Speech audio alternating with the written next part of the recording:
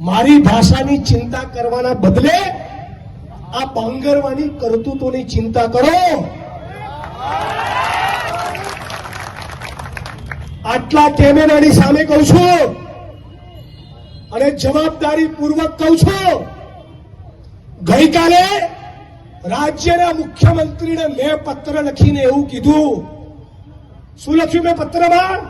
આ ઉપલેટાની બજાર સાંભળે અને ઉપલેટાના ઘરે ઘર સુધી મેસેજ પહોંચાડે.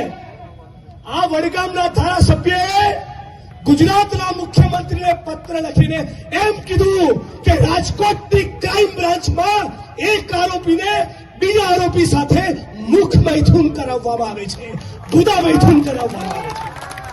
આટલી નીચ તમારી હરકતો છે. કોઈ પટેલ સમાજના એક પત્રકારે મને કહ્યું, 3 દિવસ પહેલા રાજકોટ સિવિલ હોસ્પિટલમાં મુલાકાત માટે ગયો તો ટીમ સાથે.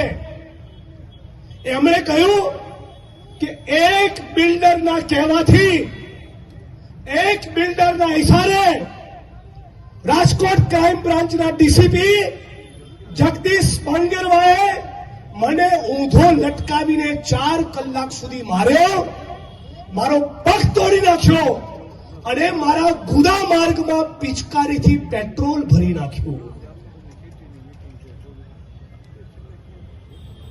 આમની વિકૃતિની કલ્પના તો કરો. એ સવાલ થાય કે તમને આ સંસ્કાર મળ્યા છે તમારા પરિવારમાંથી અને હજી